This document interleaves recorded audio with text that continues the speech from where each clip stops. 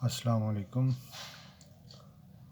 آپ کو آسان گرامر چینل میں خوش آمدید کہتے ہیں۔ آج ہمارا دوسرا پروگرام ہے جس میں ہم اسم، فعل اور حرف کے بارے میں جانیں گے۔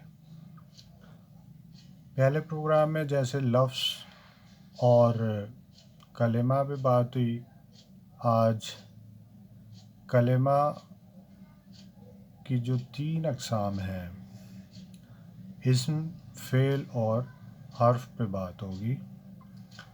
اور اسم جو ہے بنیادی طور پہ جتنی بھی آگے ہماری گرامر چلنی ہے اس میں اسم، فعل ہی زیادہ تر زیر بحث آئیں گے۔ تو اسم کا مطلب ہوتا ہے نام، کسی شخص، جگہ یا چیز کے نام کو اسم کہتے ہیں۔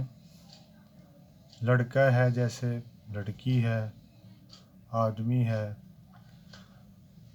جگہ مکان ہے، ہاسپٹل ہے، اور اسی طرح کرسی، میز، یہ جتنی بھی چیزیں ہیں تو کسی بھی شخص، جگہ یا چیز کے نام کو اسم کہتے ہیں۔ دوسرے نمبر پہ آتا ہے فعل۔ فعل کا مطلب ہوتا ہے کام کا کرنا یا ہونا کسی زمانے میں پایا جائے۔ تو فعل میں زمانہ ضروری ہے، اس کے بغیر کام کا کوئی ذکر نہیں ہوتا۔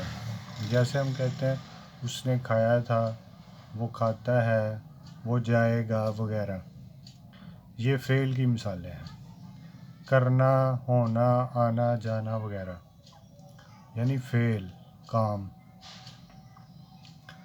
اور تیسری چیز ہے حرف۔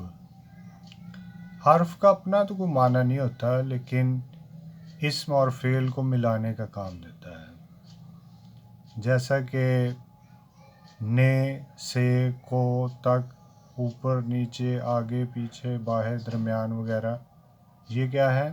حروف ہیں۔ ان کا اپنا تو کوئی معنی نہیں ہے، لیکن یہ اسم اور فعل کو ملانے کا کام دیتے ہیں، اور اپنا معنی اس وقت ظاہر کرتے ہیں۔ جیسے ہم کہتے ہیں مسجد سے گھر تک جانا، تو اسم کو فعل کے ساتھ ملایا ہے، اور اسی طرح بہت سی مثالیں اس کی دی جا سکتی ہیں۔